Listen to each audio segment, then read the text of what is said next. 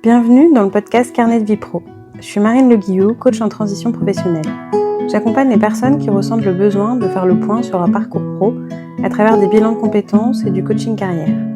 L'idée est de retrouver du sens dans sa vie professionnelle, préparer une évolution, une reconversion, un projet entrepreneurial ou même préparer son départ à la retraite. Bref, ici, on parle vrai. Dans ce carnet vivant, tu vas entendre des histoires de transition, des chemins de réflexion, des prises de conscience, mais aussi des élans inspirants. Parce qu'au fond, changer de direction, c'est souvent se rapprocher de soi-même. Alors installe-toi et laisse-toi inspirer par celles et ceux qui ont pris le large. Hello Manon. Salut Marine. Merci d'accepter de témoigner dans mon podcast Carnet de vie pro. Avec grand plaisir. Est-ce que tu peux te présenter auprès de nos auditeurs et auditrices ? Oui, tout à fait. Donc Manon, comme tu l'as dit, j'ai 33 ans. Et moi, je suis plutôt issue, même complètement issue du domaine des ressources humaines. Donc voilà, au fur et à mesure de mon parcours et de mes expériences, j'étais plutôt sur des postes de développement RH, donc pas vraiment de gestionnaire RH ou de l'administrative. J'aurais pu aussi aller sur du juridique au regard de mes études. Finalement, voilà, c'est un peu le jeu de la vie, des opportunités ou autre. Je suis plutôt restée dans ce domaine des RH. Et au fur et à mesure, je pense que j'ai toujours ma petite, mon expérience personnelle avec le handicap, du coup, j'ai toujours eu envie, en fait, de travailler dans ce domaine-là sans trop savoir comment le raccrocher à mon cursus universitaire. Et voilà, la vie a fait que j'ai une opportunité qui s'est présentée un jour et j'ai pu combiner, en fait, ressources humaines et handicap dans une entreprise, du coup, dans laquelle j'y suis restée 4 ans. Et ça a été une expérience hyper enrichissante sur tous les plans. Trop bien. Et justement, pour parler du cursus, t'as fait une licence en ressources humaines, un master en particulier ? Alors, pas en ressources humaines, okay. Plutôt en droit, même complètement en droit. J'ai fait une fac de droit, donc licence, master. Et arrivé en master, j'ai quand même commencé un petit peu à me questionner. Je pense que j'ai un peu tendance à foncer. En fait, je me suis dit, je veux faire du droit, c'est comme ça. J'ai pas trop réfléchi, je me suis pas posé 36 000 questions. Et voilà, arrivé au bout, je me suis dit, est-ce que c'est vraiment ce que j'aime ? Donc, j'ai réussi à récupérer un cursus, sachant que le droit c'est quand même très large, qui couvrait le droit social, ressources humaines. Donc ça m'a permis de faire ce qui s'appelle un double master du coup sur cette thématique. Donc j'ai vraiment récupéré les RH en dernier bout de course, on va dire. Et qu'est-ce qui t'a plu justement dans la RH et pas de se dire je continue vraiment dans le droit ? Déjà parce que, pour être honnête, je galérais un peu en cours de droit. Je pense que c'était beaucoup de par cœur ou autre. Je pense que c'était pas trop mon truc. Et j'y voyais un peu moins d'un point de vue concret, en fait. Donc, je pense qu'il y a des personnes pour lesquelles ça peut convenir. Puis c'est le parcours de la magistrature ou autres qui sont assez spécifiques. Moi, ça m'attirait, mais en même temps, c'était tellement peu concret. Puis on n'avait pas l'opportunité vraiment de faire de stage, d'alternance ou autre. Donc, c'était difficile de se projeter. Là où, pour moi, les ressources humaines, alors je pense que beaucoup de personnes qui se lancent dans les ressources humaines à ce stade ont un peu cette image de, on a cette partie quand même un peu juridique ou autre, le droit social, mais il y a ce contact aussi du coup avec l'humain, les salariés, les employés, donc on essaye de combiner les deux. Donc je pense que c'est ce petit truc qui m'a donné envie de récupérer ce cursus. Ok. Et du coup, donc t'as fini ton master en droit ressources humaines. Tout à fait. Ta première expérience, tu commences par une structure en particulier ? Oui, du coup j'ai commencé par une collectivité. Okay. C'est la collectivité dans laquelle j'avais pu faire mon alternance en fait, parce que sur la dernière année, on avait quand même possibilité de faire de l'alternance. Il y a un moment ou un autre, ils se sont dit ça serait peut-être pas mal quand même. Pratico-pratique quand même. Voilà, c'est ça. Donc j'étais dans une collectivité sur un poste. Alors pendant mon alternance, j'étais vraiment focus RH, donc tout ce qui était gestion de compétences, etc. Et au final, là, je suis plutôt partie sur de la prévention. En fait, mon alternance s'était hyper bien passée. Il y avait pas de besoin spécifique en fait sur le poste que j'occupais avant, mais il y a un ancien collègue en fait qui est parti et du coup son poste s'est libéré. Alors moi j'avais pas les concours de la fonction publique, etc. Mais du coup j'ai quand même pu commencer en CDD sur ce type de poste. En vacataire, du coup? Voilà, Ok. c'est ça, tout à fait. Donc c'était aussi très précaire parce que c'était que voilà des petits CDD, etc. Mais pour moi, ça m'a permis de mettre un premier pied en fait dans le bain et surtout une première expérience sur la santé au travail que pour le coup je découvrais complètement. Ok. Tu peux nous en dire un peu plus sur la santé au travail, parce que je pense que c'est un sujet qui va intéresser aussi plein de gens qui nous écoutent. Carrément. C'est hyper important et je pense que plus ça va, plus ça l'est. Après, c'est un sujet qui nous tient, je pense, toutes les deux aussi à cœur, mais on expliquera comment on s'est rencontrés avec Manon de toute façon. Mais est-ce que tu peux nous en dire un peu plus? Ouais. Alors, la santé au travail, c'est un terme assez, large. On entend tous en effet parler. Et l'idée, c'est plus de se dire, dans un service RH, comment est-ce qu'on s'assure que les collaborateurs s'y retrouvent? Alors, on parle aussi de qualité de vie, de conditions de travail, ça va dans cette grosse thématique, mais est-ce que leur santé est bien respectée?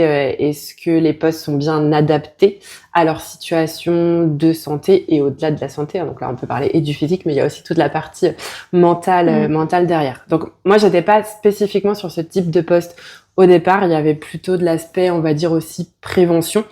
Sachant que j'étais pas formée à ça non plus, donc c'était assez particulier. Comme première expérience, je me suis retrouvée là, très à l'aise sur, on va dire, des bases, parce qu'il y avait quand même des petits aspects RH avec de la formation, mais en lien avec la santé et la prévention au travail, donc tout ce qui va toucher au SST par exemple, et ce genre de formation. Mais du coup, tout un autre domaine que je maîtrisais absolument pas, honnêtement. Donc c'est pour ça qu'il y a un moment, je me suis retrouvée face à certaines limites d'un point de vue personnel aussi. J'étais en train d'écraser le micro. On va voir ce que ça donne. Voilà. Et du coup, je me suis dit là c'est chouette, mais il me manque quand même un gros bout parce que la prévention, c'est un autre secteur que celui des ressources humaines quand même. Alors, il y a un pan qui peut se faire, mais là, ça devenait vraiment spécifique sur des métiers spécifiques. Je pense, à des mécaniciens, à tout ce qui touche aux agents des espaces verts, etc. Donc aussi avec des conditions de travail, des normes, des lois, etc. que je maîtrisais pas. Donc soit il fallait reprendre un cursus, ou soit moi j'essayais de me plutôt refaire un petit focus sur les RH et ce sur quoi j'étais compétente et formée, sachant que j'étais tout junior à ce moment-là. Donc il y avait aussi une question un peu de légitimité ou autre. Voilà, je me sentais pas forcément à ma place à ce moment-là. Ok. Et t'as été accompagnée quand même, au sein de la structure pour une montée en compétences ou oui et non. Okay. C'est que c'était un besoin assez urgent. Donc je pense que je suis arrivée dans un contexte justement d'urgence aussi, avec déjà un peu tout à refonder, tout à repenser. Donc là-dessus, moi ça allait. Je suis assez à l'aise avec l'informatique, tout ce qui est outils, etc. Là c'était un peu du one shot avant. Tu t'adaptes quoi. Voilà, c'est ça. Du coup, sur cette partie-là, ça allait. Par contre, là où j'aurais eu besoin un petit peu plus d'accompagnement ou autre, m'a pas forcément proposé de formation. J'avais une responsable qui était top à ce niveau-là, qui m'écoutait, qui était très disponible, qui essayait de m'aiguiller ou autre. Mais voilà, il y a un moment où ça restait un petit peu limité. C'était pas son cœur de métier, elle non plus. Donc voilà, et je pense que moi, à ce moment-là aussi, je ne savais pas forcément exprimer et demander de l'aide. Et je me disais, en fait, c'est moi qui, du coup, devrais savoir, je ne sais pas. Donc, je me sentais pas forcément à l'aise et je me suis dit, je suis pas faite pour ça, il faut que je parte. Ok. Donc, voilà. Donc, tu as fait le choix de partir à la fin, du coup, d'un contrat CDD? C'est ça. Voilà. C'était un peu des CDD sans fin aussi. Alors, il y avait une certaine précarité derrière où financièrement, c'était un petit peu plus complexe aussi. Je me suis dit, là, j'avais besoin de trouver de retourner dans mon secteur de base pour me mettre plus à l'aise sur mes premiers pas professionnels et quelque chose de plus stable aussi. Ok. Et donc, après cette expérience-là, tu vas dans une autre structure? C'est ça. Alors, je démissionne brutalement. Ok. Ça, c'est un peu... Ok. je suis comme ça, en fait. Moi, quand j'ai décidé que, j'y vais. Donc, j'ai démissionné sans rien avoir derrière. Je sais pas si j'ai beaucoup réfléchi à ce moment-là, mais j'ai senti que je pouvais y aller et que de toute façon, moi, j'atteignais certaines limites. Donc, je me suis dit, vaut mieux s'arrêter dans ces moments-là, prendre le temps de se recentrer sur soi et de trouver autre chose. Et en fait, gros coup de chance, 2 semaines après, il y a une offre qui est parue. C'était une offre de chargée de mission handicap à ce moment-là. J'ai postulé, j'ai été appelée 2 jours après et je crois qu'une semaine après, en fait, j'étais prise et c'était parti pour un CDI, pour le coup, dans le domaine de l'agroalimentaire. Ok. Et donc là, vraiment plus focus handicap, le sujet aussi qui te tient à cœur. Tout à fait. Un poste de chargé de mission handicap, du coup, alors pareil, moi ça m'attirait beaucoup parce que d'un point de vue personnel, je connais très bien le handicap, ça m'attire. Sauf que du coup, dans la sphère professionnelle, en fait, je maîtrise sans trop maîtriser. C'est-à-dire que je sais parler du handicap, etc. Mais concrètement, sur un poste, comment est-ce que ça se concrétise ? Sachant que maintenant, on en entend quand même beaucoup plus parler des politiques inclusion, diversité. À ce moment-là, c'était quand même assez rare, du moins sur le bassin nantais. Je pense que sur la région parisienne, ça commençait à arriver. Chez nous, c'était quand même très rare. Cas, quoi. Voilà, ça fait pas partie non plus des formations RH ou autres. Donc c'était bon. J'y vais, on verra bien ce que ça donne. Ça a marché. Et là, pour le coup, j'ai eu la chance d'avoir une responsable qui m'a vraiment accompagnée et formée au métier. Donc c'était hyper confortable. Et on va dire, mais je suis restée 4 ans. Et les 2 premières années étaient hyper enrichissantes pour moi sur cet aspect-là. Je me suis éclatée aussi. Et tu disais justement que le handicap, c'était quelque chose que tu connaissais quelque chose, que tu connaissais à titre personnel. Est-ce que tu veux en parler davantage ? Il n'y a pas de souci. Ouais, je suis très à l'aise du coup pour en parler parce que je pense que ça fait partie de ma vie et de mes forces aussi. Et maintenant, ça me sert vraiment sur la sphère professionnelle. Oui, c'est pour ça. Voilà. Donc oui, moi j'ai mon petit frère qui est autiste. Donc c'est comme ça fait partie de notre vie de famille avec ses hauts et ses bas aussi. Du coup, alors c'est vrai quand on regarde tout le parcours, on se dit c'est un sacré combat. Surtout à une époque, alors mon frère a 30 ans, hein, donc à une époque où on parlait pas forcément de l'autisme quand il était plus jeune. Donc j'ai vraiment été confrontée à ces soucis justement d'inclusion, pour le coup, de rejet, de mise à l'écart et de se dire non, ces personnes n'ont pas leur place dans notre monde à nous, c'est pas les mêmes codes, etc. Là où en fait, moi je voyais très bien que dans le domaine familial, en essayant de s'adapter un petit peu, d'être à l'écoute et de revoir un peu nos codes, nos modes de fonctionnement, finalement, ça le fait très bien, quoi. On trouvait très bonne solution. C'est particulier, certes, mais on trouve des solutions. Et donc, je pense qu'au fond de moi, j'avais un peu besoin de travailler là-dedans et de dire, c'est de m'engager, en fait, dans ce domaine et de se dire, je sais ce que c'est, en fait, et j'ai envie de prouver aussi qu'on peut y arriver. Alors, moi, je connaissais l'autisme aussi. Par contre, j'ai aussi découvert, en fait, tout ce qu'on met derrière ce terme de handicap et de handicap au travail. D'où, l'importance de la formation et de la sensibilisation quand je suis arrivée dans ma structure. Et du coup, tu as fait quelle formation ? Tu as été accompagnée par ta manager ? Ouais. Mais tu as suivi une formation en particulier ? J'ai suivi une petite formation de référent handicap. Okay. Donc, qui m'a apporté des bases, on va dire. Mais ce qui m'a vraiment le plus servi, c'est en effet le temps que je passais avec ma responsable. Parce que c'était vraiment des temps, c'était au moins 2-3 heures toutes les semaines. Okay. Où vraiment, en fait, toutes mes tâches, on les faisait en binôme au début et elle m'apportait toujours, en fait, plein d'éléments ou autres. Donc, quand je parle de formation, en fait, c'est plutôt en interne, avec quand même cette petite formation de référent handicap supplémentaire pour me donner aussi le titre et la légitimité derrière pour pouvoir agir effectuer mes tâches du coup sur ce domaine. Mais c'est marrant que tu parles de légitimité, puisque c'est les personnes que j'interviewe, c'est beaucoup de ce sujet-là qui revient aussi, la légitimité. Comment tu penses que on devient aussi légitime sur son poste ? Je pense je me dis que si on est amené à être recruté, si on postule, etc., on est de base légitime, mais que c'est dans nos modes de fonctionnement. Alors, je sais pas non plus s'il y a quelque chose autour des hommes et des femmes là-dessus, je sais pas du tout. Mais en tout cas, moi, je parle à titre vraiment personnel, j'ai l'impression que je dois tout le temps montrer, et c'est qu'au bout d'un certain temps, quand je suis vraiment en maîtrise de tout, etc., que là, je peux me dire, bon, je pense que je commence à être légitime. C'est toujours en plus, je pense que je commence. Si jamais je le suis. Alors maintenant, j'ai beaucoup évolué, c'est complètement différent à mon approche, mais en tout cas, à ce moment-là, c'était ça. Et du coup, je pense que c'est d'un côté positif quand même de penser comme ça, dans le sens où on se dit que rien n'est jamais acquis, et donc on se donne quand même les moyens. On est peut-être plus à l'écoute, etc. aussi là-dessus. Mais bon, ça sert à rien de se dévaloriser tout le temps non plus. Si on est recruté, c'est qu'on a des compétences qui sont vraiment véridiques, et donc il n'y a pas besoin de trop se prendre la tête en fait. Mais clairement, mais c'est important je trouve d'en parler. Et enfin, c'est un sujet où on parle beaucoup de légitimité et comment je pense que c'est à travers aussi l'expérience qui fait qu'on se dit bon ok, je suis légitime là maintenant.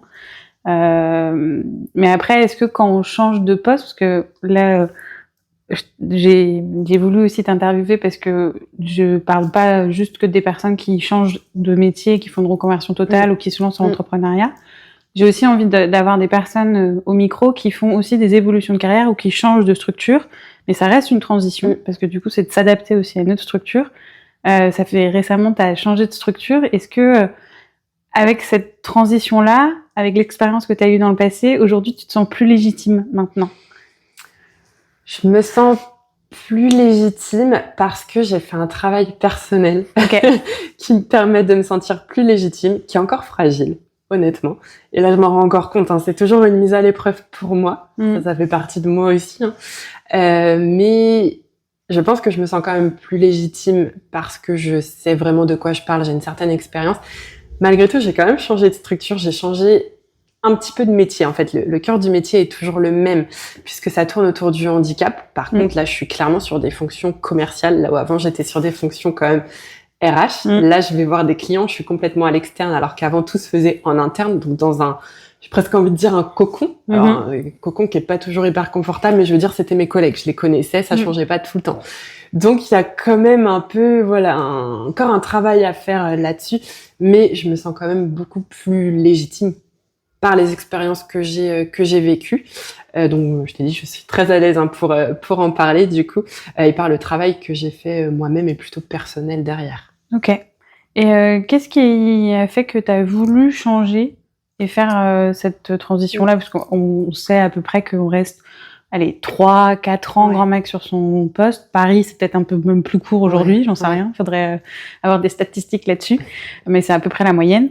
T'avais fait le tour de ton poste? Non, je pense pas que j'avais fait j'avais fait le tour de mon poste, mais il y avait des possibilités ou d'évolution où on était vraiment en pleine transition. Donc, il y a plein de portes qui s'ouvraient. Il y a plein de choses qui se sont mêlées à ce moment-là. Je pense qu'à l'instant T, je m'étais pas dit je veux partir, j'ai envie de voir autre chose ou pas. Moi, honnêtement, je me serais bien vue. Ouais, je pense que si. J'hésite encore un peu, mais je me serais bien vue rester quand même plusieurs années.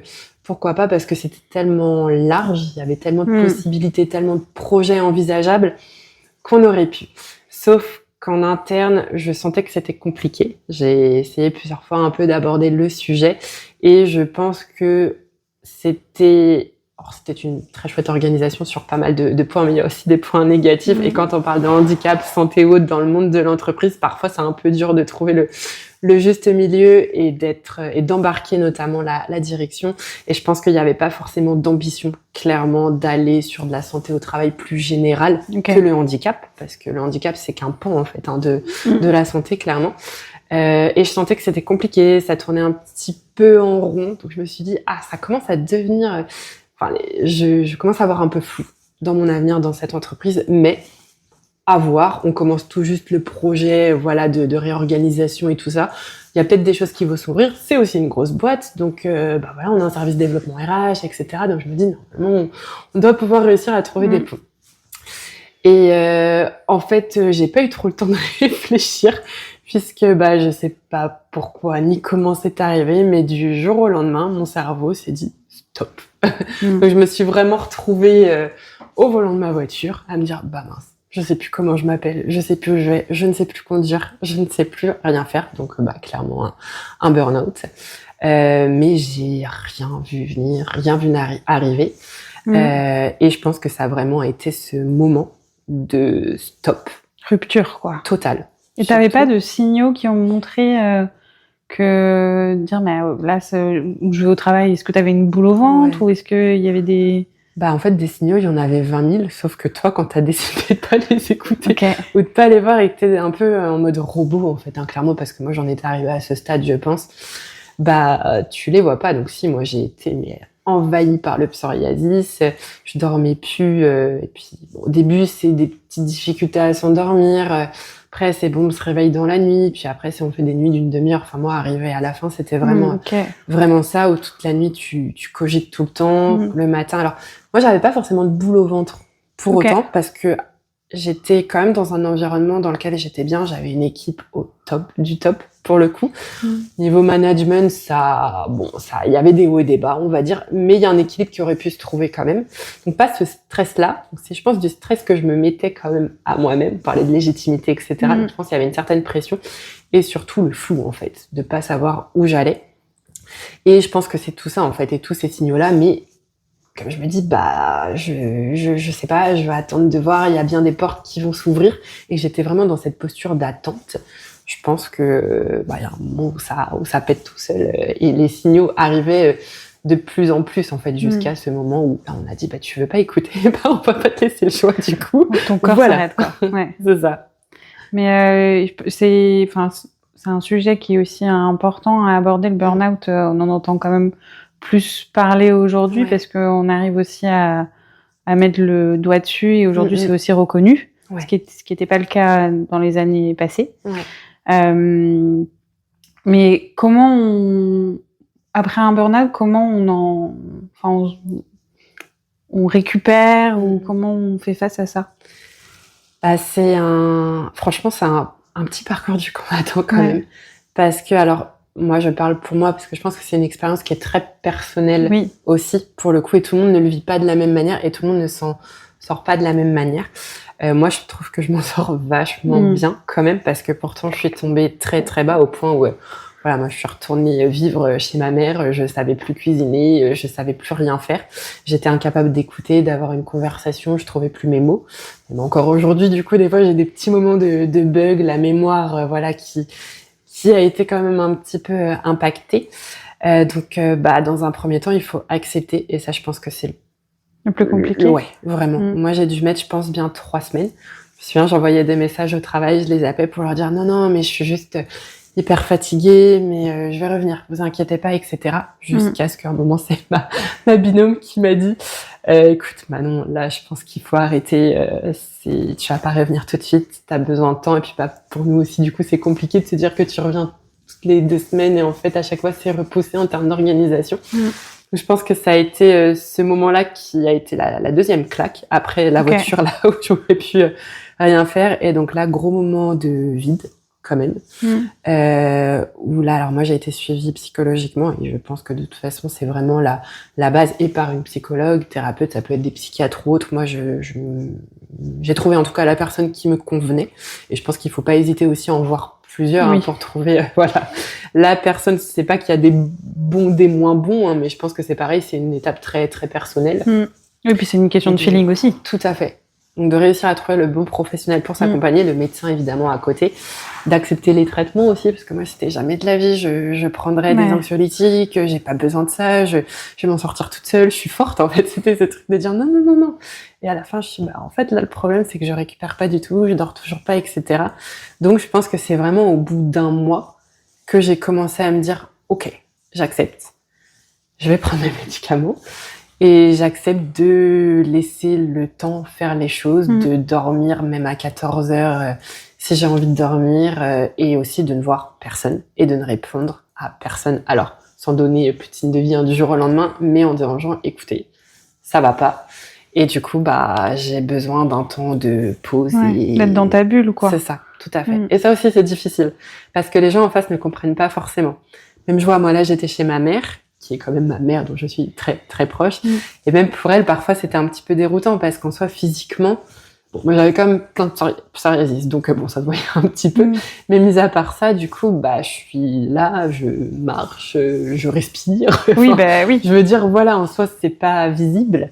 Par contre, du coup, dans l'esprit, il y a absolument personne. Et donc, c'est d'accepter que, t'as ta fille qui reste toute la journée sur le canapé, qui n'arrive pas à parler, qui regarde dans le vide, etc. Et juste de se dire que ça fait partie, en fait, du processus. Elle me disait, viens, on va marcher, on va s'aérer l'esprit ou autre. Là, en fait, il y a clairement aucune énergie. C'est-à-dire que tu peux sortir et t'effondrer d'un coup tellement t'es dans un état d'épuisement, en fait, que ce soit mental et physique aussi, du coup, derrière. Donc c'est l'acceptation de lâcher prise et l'acceptation du regard des autres aussi. où certains peuvent se dire, bon, bah, c'est bon, là, ça fait quand même un mois que t'es en arrêt. Alors, moi, j'ai pas eu ce genre de discours, hein, mais je sais que certains peuvent l'avoir. Oui. Voilà, ça fait déjà un mois que t'es en arrêt, va peut-être falloir penser à revenir, etc. Ou bah, tu fais quoi de tes journées? Ce genre de choses où, du coup, ça peut être compliqué. Mais je pense que les gens qui soit n'ont pas vécu un burn-out, ou soit dans leur entourage n'ont pas vécu un burn-out pour savoir comment ça se passe, ne peuvent pas soit ne comprennent pas, ou soit ne peuvent pas comprendre, ou n'ont pas envie de comprendre. Ouais. Et je trouve ça trop bien que tu puisses en parler en toute transparence, parce que peut-être qu'il y a des gens qui nous écoutent qui se disent, bah oui, je me suis retrouvée dans cette situation-là, et en fait, peut-être qu'ils te culpabilisaient ou qu'ils te culpabilisent, et en fait, juste de se dire, prenez le temps, lâchez prise, et il faut du temps petit à petit, quoi. Et là, tu parles de culpabilité, bah, je pense qu'en fait, j'avais un peu oublié de ces des sensations qui reviennent, hein, du coup, forcément, le fait d'en reparler, et pourtant, ça fait 2 ans.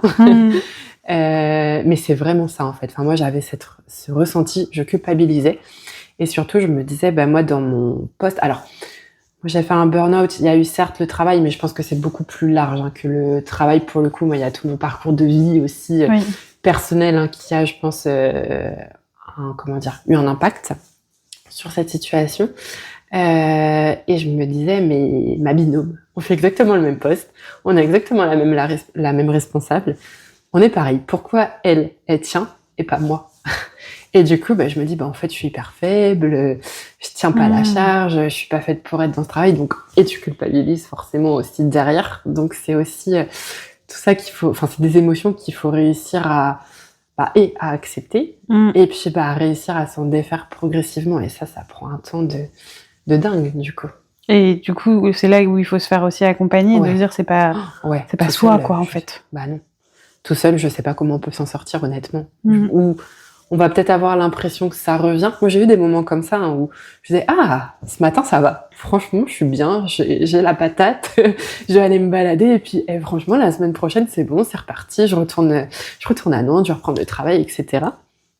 Et en fait, il y a un moment, tu sais pas pourquoi, ça rechute à un niveau assez impressionnant, et là, t'es au fond du trou, et à te demander ce que tu fais là, parce que tu viens, moi, en tout cas, personnellement, j'ai quand même remis en cause toute mon existence, mon mode de vie, aucun avenir, etc. Donc ça va quand même très loin. Donc il y a un peu une similitude avec la dépression, en fait. Enfin, c'est pas de la dépression, ou si je sais pas trop, je suis pas assez expert sur cette thématique pour en parler, mais en tout cas, il y a vraiment ce moment un peu de, voilà, t'es hyper bien, tout est parfait, et puis d'un coup, bam, quoi, la grosse rechute. Et ça, c'est difficile à comprendre, et pour l'entourage, et pour toi aussi. Du coup, tu te dis, mince, est-ce que je vais finir par voir le bout un peu, parce que, ça dure, normalement, quand ça commence à aller bien, ça va, quoi. Et puis, en fait, non, c'est un peu sans fin. En tout cas, c'est une sensation de boucle sans fin. Et là, du coup, tu t'es dit que c'est bon, le burn-out était terminé. Ouais. T'as senti que c'était terminé? Enfin, il y a une émotion, il y a quelque chose dans ton corps qui a fait que tu t'es dit, bon, là, c'est bon, c'est OK. Ouais. Au bout de plusieurs mois, déjà, j'ai retrouvé le sommeil. C'était la base. Sans retrouver le sommeil, et mon médecin, pour le coup, là-dessus, m'avait dit, c'est hors de question d'envisager une reprise ou quoi que ce soit. Donc, la base, c'est de dormir. Parce que déjà, il faut avoir des idées claires. Besoin primaire. Et voilà, c'est ça. Là, c'est la base de tout. Donc, à partir du moment où j'ai réussi à retrouver le sommeil, à retrouver une petite vie sociale, c'était difficile. Encore pour moi de voir du monde, mais j'avais des manifestations physiques, hein, ça me faisait un petit peu trembler, je savais pas trop où mettre, parce qu'il fallait aussi parler. Et moi, j'avais rien à dire, clairement, du coup, puisque je n'avais plus aucune vie.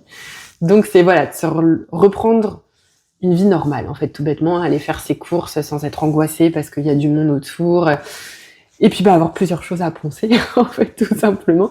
Donc, ça s'est fait quand même très progressivement. Et c'est une fois que j'ai réussi à me dire, OK, j'ai une vie normale, je peux, voilà, voir du monde, faire mes courses, manger, faire du sport aussi, parce que c'est quelque chose qui est très important pour moi. Donc, une fois que j'ai réussi à retrouver toute cette hygiène de vie, je me suis dit, bon, maintenant, on va pouvoir passer à la deuxième étape, le travail. Donc là, je me suis posé énormément de questions. Je me suis dit, est-ce que je retourne dans cette entreprise ou pas? Est-ce que c'est bien? Est-ce que c'est dangereux? Est-ce que, voilà, je savais pas trop. Mais je sais pas. Au fond de moi, je sentais qu'il fallait que j'y retourne, au moins, pour me dire, j'ai des choses encore à faire. Voilà. Et j'ai pas fini. Je sais pas où ça va me mener, mais je veux tenter. Et pour le coup, j'ai eu un très bon accompagnement avec et mes collègues qui sont clairement des amis et ma responsable pour le coup qui avait très bien respecté mon besoin de ne pas avoir de contact pendant un certain temps et progressivement on a réinstauré un contact, ce qui fait que je l'ai jamais totalement perdu, sauf au début où j'étais vraiment au plus mal. Donc en fait tous les mois on avait un appel qui était très simple. Elle me parlait pas du travail d'ailleurs, on parlait un peu de tout, comment ça allait, etc. Elle me demandait un petit peu comment je me projetais. Donc ça, je lui disais là, clairement aucune projection. Et elle l'acceptait. Et quand j'ai senti que ça allait, on en a parlé. Et du coup, elle m'a proposé déjà d'aller déjeuner en fait juste avec elle et ma binôme. Donc ça a été le départ de tout. Je me suis dit j'y vais, je vois ce que ça donne. On a réussi à parler un peu de tout et puis après on a commencé à reparler un petit peu du travail, c'était l'idée. Donc ça m'a remis dedans et je me suis dit bon, je pense que je suis prête, je reconnecte et j'ai repris à temps partiel thérapeutique pendant l'été. Ça c'était vraiment mon médecin voulait que je reprenne un petit peu plus tard. En me disant il y a peut-être encore besoin de stabiliser certaines choses et je lui disais mais plus tard ça veut dire septembre, octobre, c'est le gros rush. Je lui dis là je vais être complètement en panique totale, il va y avoir trop de choses à gérer, puis tout le monde qui est aussi un peu speed à ce moment-là, alors qu'au mois d'août franchement c'est plutôt assez cool entre guillemets. Et donc j'ai repris à temps partiel thérapeutique progressif, donc au début je suis revenue à 50%, puis 60%, etc.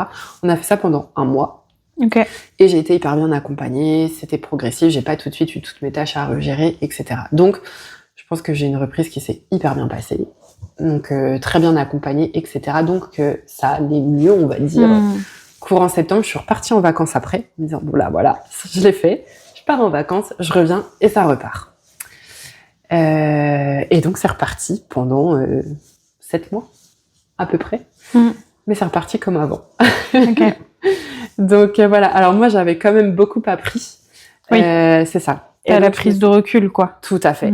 Et là il y a un moment je me suis dit, finalement tous les anciens mécanismes reviennent, je m'y retrouve pas dans la structure, j'ai toujours ce flou qui revient sur qu'est-ce que je vais devenir demain, est-ce que j'aime vraiment ce que je fais, est-ce que j'aime pas, enfin là je me suis dit, non il y a un truc qui va pas, j'ai la partie entretien, c'était l'entretien annuel, qui s'est pas forcément bien passé non plus, je l'ai très très mal vécu. Je pense que c'est à partir de ce moment que j'ai dit c'est terminé. Mais j'étais contente d'avoir retenté, et aussi d'avoir remis un pied dans le monde professionnel parce que c'est pas simple quand même après un burn-out, on se remet pas comme ça du jour au lendemain, donc j'avais besoin de revenir dans un environnement que je connaissais pour me retester, aussi reprendre les réflexes, etc.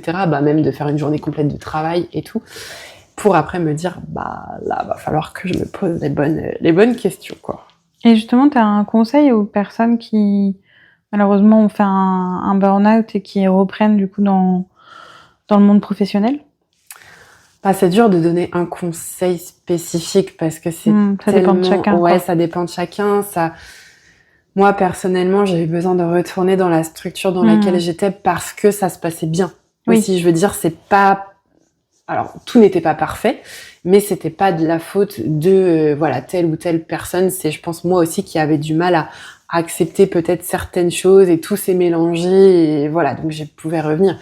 Finalement, une personne qui a subi tellement de pression, de harcèlement ou autre, je pense qu'il vaut mieux éviter. Mais bon, il y a une question de bon sens aussi, je pense, dans ça. Après, le conseil en tout cas que je pourrais donner, c'est de surtout ne pas retomber dans ces vieux travers et essayer de toujours réussir à s'écouter. Alors c'est facile à dire, mais vraiment tous ces petits signes. Souvent quand on revient, on a plein de bonne volonté. Je sais qu'on m'avait conseillé de faire un peu un feu vert, orange, rouge avec vert, tout ça. Ok, moi c'est les signaux, c'est le bon environnement, etc.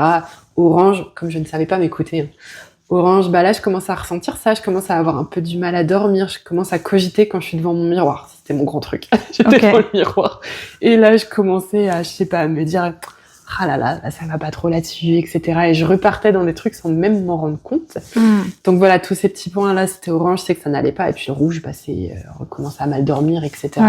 Donc d'essayer d'avoir un peu des repères comme ça, visuels, écrits, aussi sur nos limites en fait, sur le domaine dans lequel on est bien, là où ça commence un petit peu à dériver, pour ne pas repartir en fait dans les mêmes dérives, parce que c'est aussi le risque souvent quand on reprend. Après, ma thérapeute m'avait dit, quand on sort d'un burn-out, on a toujours une épée de Damoclès au-dessus de la tête, au moment ou un autre. Donc, il faut quand même être très, très prudent et très vigilant, du coup, face à tous ces signaux-là. Parce que, ça peut repartir, mais, ça peut être plus grave aussi. Mais du coup, d'autant plus l'intérêt de travailler sur soi, en fait. Ouais. C'est la base. Parce que vraiment, tout le monde ne fait pas des burn-out. C'est quand je parlais tout à l'heure, de ma binôme et moi, où on était exactement dans le même environnement professionnel. Elle, tout allait bien. Alors, c'était pas parfait, mais elle arrivait à, vraiment, elle fermait la porte du bureau, c'était sa vie perso qui remenait, et voilà, on oubliait tout, quoi. Moi, j'y arrivais pas du tout.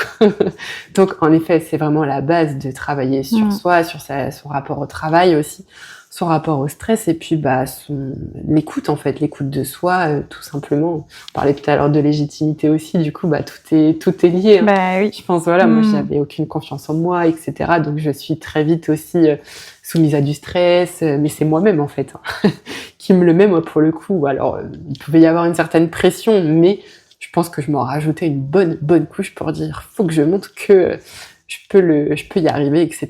Là où on n'attendait pas forcément de ça de moi, et puis ça se faisait aussi tout naturellement. Oui. Donc ouais, c'est vraiment la base, je pense. Mais voilà, je pense que c'est important que les gens aient quand même peut-être cet outil que tu parles, ou le vert, orange, rouge, ça peut être facilement mis en place, et ça permet davantage de se connaître. Moi, je sais que dans les coachings, on vient travailler aussi sur nos croyances, nos limites et tout ça.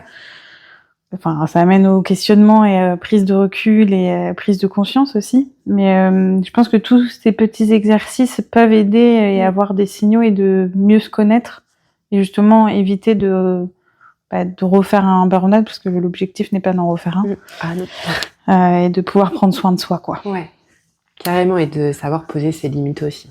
Ouais, c'est trop important. Est-ce que du coup le fait là que tu aies changé de poste, où il y a toujours du coup la sphère femme handicap et qui te tient à cœur, est-ce que ce changement-là t'a impacté toi dans ta vie, pro, financièrement parlant aussi, personnel? Comment t'as abordé cette transition, parce que c'en est quand même une. Oui. Donc comment tu t'es sentie, comment tu t'y es prise? C'était très bouleversant. En fait, c'est-à-dire que j'ai eu ce moment de je veux partir à la concrétisation, du coup. Donc moi, à partir du moment où j'ai décidé que je voulais partir, j'ai, comme tout le monde, commencé à regarder les offres, etc. Et du coup, coup de chance encore une fois. Par contre, c'est comme ma première expérience, et avant d'arriver dans cette structure, j'ai une offre qui est tombée, qui m'a beaucoup parlé. J'ai postulé, ça s'est fait très vite aussi. J'ai été prise. Mais du coup, là, il y a eu beaucoup de questionnements avant que j'aille. Il s'est passé pas mal de temps et beaucoup de craintes, parce que c'était un vrai changement de métier quand même. Je vous disais, j'étais dans les ressources humaines. Là, je vous disais, comme si je te voyais. Les gens qui nous écoutent. C'est ça, j'ai embarqué dans le truc. Mais là, je suis plus sur un poste avec des fonctions commerciales, donc un changement de cœur de métier. Mais par contre, je savais que je pouvais y arriver.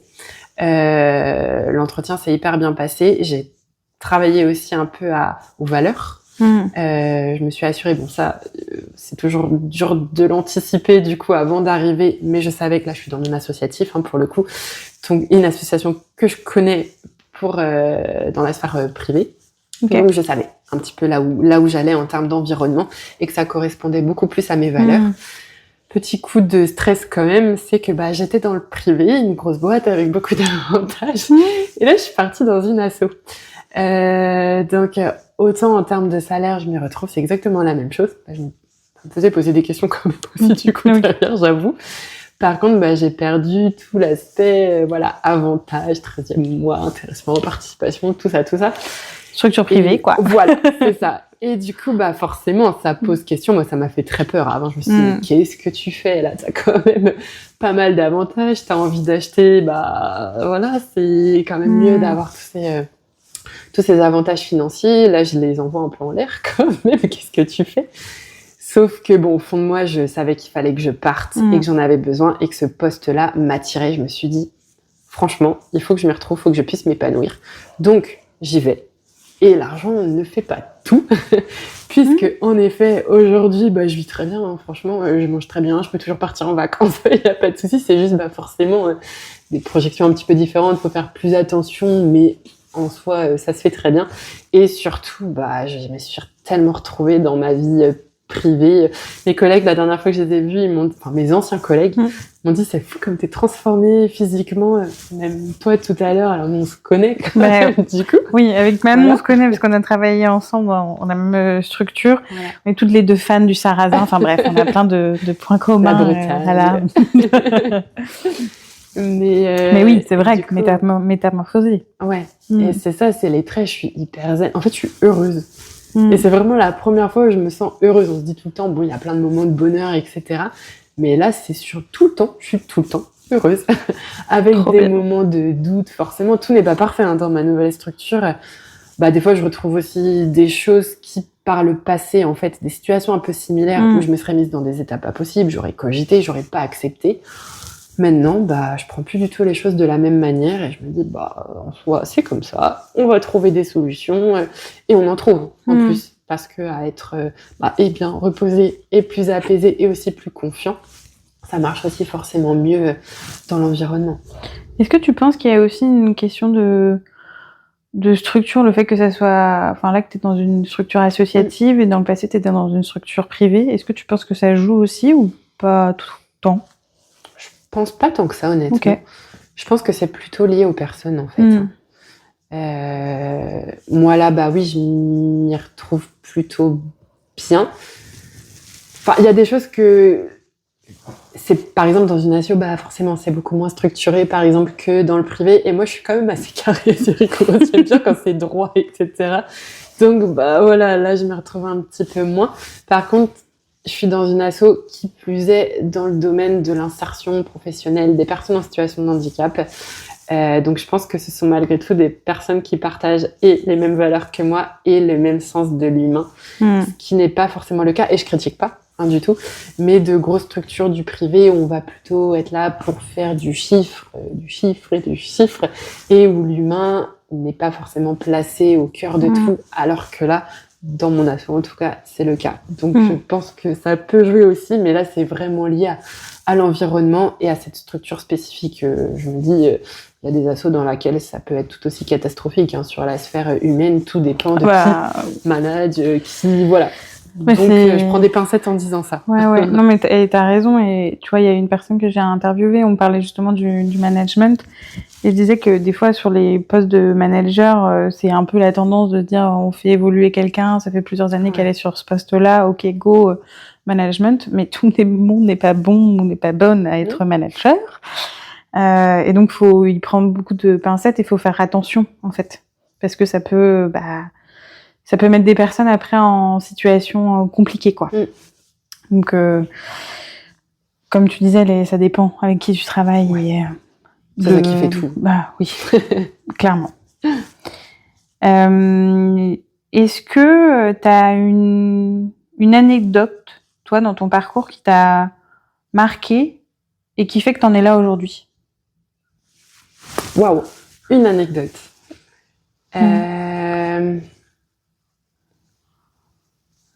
Je pense qu'il y en a deux. Alors, je sais pas si c'est le terme d'anecdote à proprement parler. Je pense que c'est plus des événements. Je parlais tout à l'heure de mon petit frère.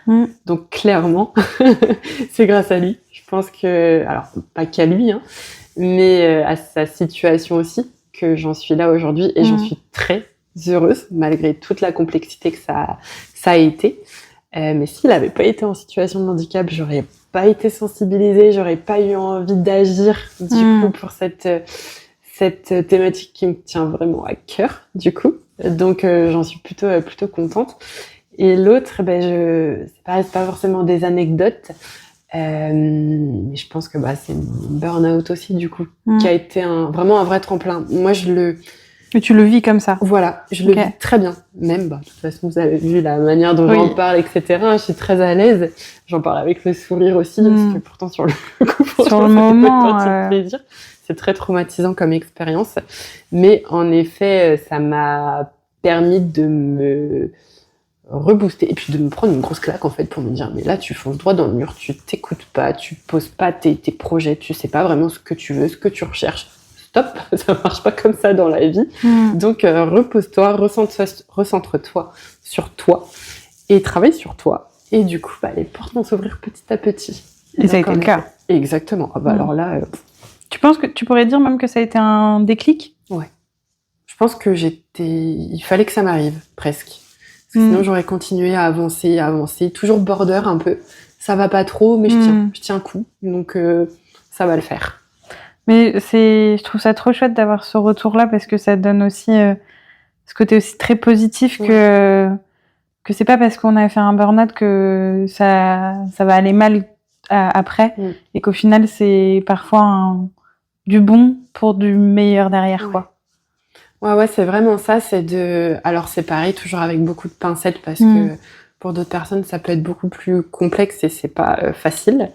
Mais moi, je l'ai vraiment vécu comme j'ai touché le fond, mais alors à un niveau puissance 10 000, pour ensuite beaucoup mieux rebondir et tout réapprendre et me reconstruire, en fait, et vraiment être moi. Là, aujourd'hui, je suis vraiment moi, Manon, là où avant, je pense que je marchais un peu, c'était un peu flou, etc. Et je faisais un petit peu en fonction des personnes que je croisais, je m'adaptais, un peu caméléon, voilà, mais jamais moi, Manon. Ok. Ça m'a permis d'aller jusque-là, ouais. Trop bien. Est-ce que tu as des ressources ou des outils ou même des formations liées plutôt au handicap qui peuvent intéresser les personnes qui nous écoutent ? Parce qu'il y a plein de sujets où on peut trouver, mais est-ce que toi, tu as des éléments que tu pourrais transmettre ? Alors, en termes de support, par exemple, formation ou autre, c'est difficile parce qu'en fait, c'est un sujet sur lequel on n'a pas forcément de formation. Alors moi, j'ai vraiment mon regard pour le coup RH là-dessus. Après, il y a tous les métiers du médico-social, etc. Évidemment. Donc là, on ne parle pas forcément de là. Puis moi, je les découvre à l'heure d'aujourd'hui aussi. Mais plus globalement, du coup, c'est peut-être plus tout ce qui va toucher aussi de la GFIP. Il y a pas mal de petites formations, toutes les formations de référents handicap, etc. Mais il y a pas vraiment, en tout cas moi je n'ai pas eu de formation vraiment spécifique là-dessus. En fait ça s'est construit au fil de l'eau parce que c'est une thématique qui, du moins on en parle dans le milieu professionnel depuis pas si longtemps que ça du coup. Donc plutôt à GFIP. Ouais. Est-ce que la MDPH aussi ? La MDPH, je suis pas sûre que si on a envie juste de se renseigner en fait comme ça et qu'on ne soit pas concerné, on peut trouver. Donc ça dépend. La MDPH, c'est la maison départementale des personnes en situation de handicap. Elle va plutôt accompagner les personnes qui sont concernées du coup sur leur démarche de reconnaissance, leurs droits, etc. Après, elles vont moins sensibiliser comme ça. Donc là, GFIP peut plus le faire. Et puis ensuite, tout simplement, il y a quantité de ressources sur Internet. Il y a plein de petites vidéos ou autres en fonction des thématiques aussi. Alors, on parle beaucoup du handicap invisible, par exemple. Donc, il y a plein de choses qui existent et qu'on peut retrouver. Et est-ce que toi, du coup, en tant qu'ancienne RH handicap, mais là, quand même, où tu gardes la sphère handicap, est-ce que pour les structures qui veulent davantage mettre en avant, ou monter quelque chose sur l'inclusion et sur le handicap, est-ce que tu as des conseils à donner ? Alors, c'est toute une grosse démarche. Donc, faut pas se dire, on se lance là-dessus. One shot, allez, on fait quelques sensis sur le handicap et puis on se pose pas trop de questions. Donc, c'est une vraie démarche qui demande d'embarquer aussi beaucoup de monde en interne, c'est-à-dire tout le monde, en fait. Notamment la direction, parce qu'il y a aussi beaucoup d'impacts qui sont positifs, clairement sur du long terme. Et pour le coup, là, je l'ai vraiment vu, moi, de mes propres yeux, dans mon ancienne structure notamment. Ça prend beaucoup de temps et il faut vraiment le prendre, ce temps d'analyse des pratiques sur quels sont nos objectifs aussi. Est-ce qu'on veut aller plutôt sur du recrutement ou est-ce que déjà en interne, on a pas mal de trucs à faire pour s'assurer que notre environnement déjà répond aux besoins des collaborateurs parce que on parlait de handicap invisible, mais tout ce qui est même maladie chronique, des personnes qui ont des cancers, des scléroses en plaques, etc. Il y en a beaucoup, même des TMS, les troubles musculo-squelettiques sur les postes administratifs ou autres. En fait, en interne, on a souvent beaucoup de personnes qui sont concernées qui n'en parlent pas. Donc, c'est déjà de regarder chez nous, en interne, ce qu'on peut faire. Et tout ça prend du temps aussi pour accompagner aussi ces personnes-là. Et puis, être être en capacité d'accepter de revoir nos méthodologies de travail qui ne sont pas forcément adaptées à tous. Et les personnes qui savent qu'elles ont un handicap mais qui n'osent pas forcément en parler en entreprise, est-ce que tu as un conseil peut-être à leur donner? Oui, je pense qu'il faut de toute façon ne pas le cacher ou ne pas le garder pour soi parce qu'au final, sur du long terme, ça ne pourra pas leur servir. Non. Ça pourra que aller à leur défaveur là où il y a plein de choses qui peuvent être mises en place. Alors, c'est toujours délicat parce que tout dépend de la structure dans laquelle on est. Mais je me dis que globalement, on a quand même des acteurs qui sont à minima en capacité d'écouter. Donc, la première étape, si on n'est pas à l'aise en interne, c'est d'en parler peut-être au médecin du travail ou même tout simplement à son médecin traitant, ou si on est suivi aussi par des psychologues ou autres assistantes sociales, etc. En tout cas, de pas hésiter à en parler avec des personnes de confiance et qui peuvent orienter là-dessus parce qu'il y a souvent des choses à faire. Des fois, on a juste besoin d'être soutenu aussi. Et en interne, il y a quand même toujours les services ressources humaines. Parfois, il y a des référents handicap, les élus aussi. Alors, c'est pareil, toujours cette notion de confiance et de pas embarquer tout le monde non plus. Il faut toujours un juste milieu. Donc, moi, spontanément, je dirais de ne pas hésiter à en parler à son manager, à son service RH, mais ensuite à chacun de savoir vers qui va se sentir le plus en confiance pour le faire. Mais je pense que c'est crucial d'en parler. Moi, je partage ton avis là-dessus. Et tu vois, même les accompagnements que je peux avoir avec les personnes qui viennent me voir, je fais aussi des accompagnements sur les techniques de recherche d'emploi. Et une des questions qui revient souvent, c'est est-ce que je mets que j'ai une RQTH ou pas? La grande question à laquelle il y a tellement pas de réponse. Déjà, ça appartient ça appartient à chacun. Ouais. Aujourd'hui, les entreprises ont aussi des obligations. Oui. Moi, j'aurais plutôt tendance à le dire à le notifier et après que ça soit abordé en entretien dans le sens, ok, vous avez peut-être besoin d'une adaptation, de poste. Ouais. Si oui, du coup, comment ça se déroule et en fait que ça soit un non-sujet, quoi.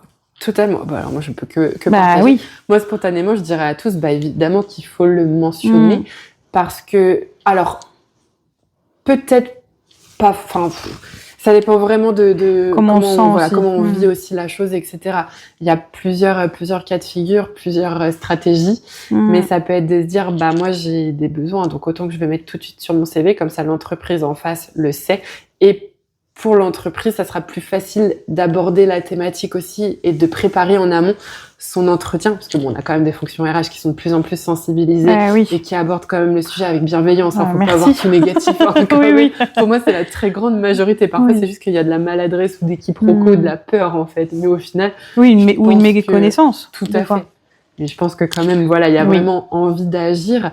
Donc il y a aussi des structures. Alors là, c'est un peu moins humain, mais ça fait partie des stratégies. Il y a des obligations. Les entreprises doivent respecter un taux d'emploi. Donc pour certaines, ça peut presque les arranger aussi. Donc ce sera presque en faveur du coup des personnes. Alors après, il y aura toujours la question des compétences. Évidemment, c'est ça qui passe en premier. Mais là, on en parle. C'est la base. Mais après, je peux aussi comprendre que certaines personnes n'aient pas envie de le mettre parce qu'elles se disent en fait moi ça fait partie de moi, c'est comme ça et je vois pas pourquoi je dois le mentionner. Par contre la limite c'est qu'il faudra quand même, sauf si elle postule sur un poste pour laquelle il n'y a pas de problématique, etc., qui est complètement compatible, il n'y a pas d'impact autre. Il n'y a pas besoin. Par contre, s'il y a des besoins spécifiques, c'est quand même mieux de le mentionner à un moment dans l'entretien, du coup, pour que tout soit fait en termes d'intégration en fait. Pour une meilleure intégration. Ouais. Complètement. Trop chouette. On a beaucoup parlé du handicap, du burn-out, et je pense que c'est des sujets qui sont hyper importants dans notre société. Et je trouve que sur le handicap, c'est un non-sujet et je trouve qu'il faut en parler de manière totalement ouverte. Donc merci pour ton témoignage, Manon. Plaisir. Est-ce que une dernière question, est-ce qu'il y a quelqu'un qui souhaiterait en tout cas se lancer dans une transition, quelle qu'elle soit, que ce soit une évolution de poste, un changement de poste ou carrément un 360 et je change complet et je me lance dans l'entrepreneuriat, quelle action tu conseillerais pour amorcer en tout cas une transition? Je me dis qu'à partir du moment où de toute façon la petite question se pose, c'est qu'il faut y aller. Faut pas avoir peur dans un premier temps et après se faire accompagner. Je pense que c'est vraiment la base. Alors, sauf si c'est un petit changement. Moi, par exemple, j'ai pas eu besoin de me faire accompagner sur la partie professionnelle parce que voilà, il y avait quand même pas mal de similitudes, ça s'est bien fait. Mais je me suis quand même posé la question à un moment, et je pense que c'est la base de tout. Alors après, vers qui ça dépend un peu du poste, de ce vers quoi on veut se rendre. Oui, je pense qu'il faut se faire accompagner, c'est vraiment la base. Du coup, même nous, des fois, on va penser à certaines choses, mais on va pas avoir le spectre global de tout ce qui peut exister. Donc, juste avoir une personne qui pourrait nous poser juste la petite question qui nous fait dire « Ah ouais, j'avais pas pensé à ça ou autre » et qui peut ouvrir en fait beaucoup plus de portes derrière. Et aussi pour recadrer, si besoin, parce que c'est des moments aussi où on voit très large, on peut partir un peu dans tous les sens. Donc d'avoir une petite voix, un petit conseil du coup pour recentrer aussi, ça peut être hyper bénéfique. Ok, bon parfait. J'espère en tout cas que cet épisode aura plu à nos auditeurs et auditrices. En tout cas, je n'ai pas de doute là-dessus. Merci encore à toi pour toute ta transparence sur ton témoignage. Et puis, merci. Avec grand plaisir. Merci à toi pour ton écoute. À bientôt. Merci d'avoir écouté ce nouvel épisode. Et si cet échange t'a inspiré et que toi aussi tu ressens l'envie de faire le point sur ton parcours, discutons ensemble via mes réseaux sociaux. Et si tu veux continuer à suivre ces belles histoires de transition, n'hésite pas à me dire si l'épisode t'a plu, à le noter et commenter. Et pense à le partager ou à laisser un avis. C'est ce qui fait grandir ce beau carnet de vie. Allez, ciao, Navo.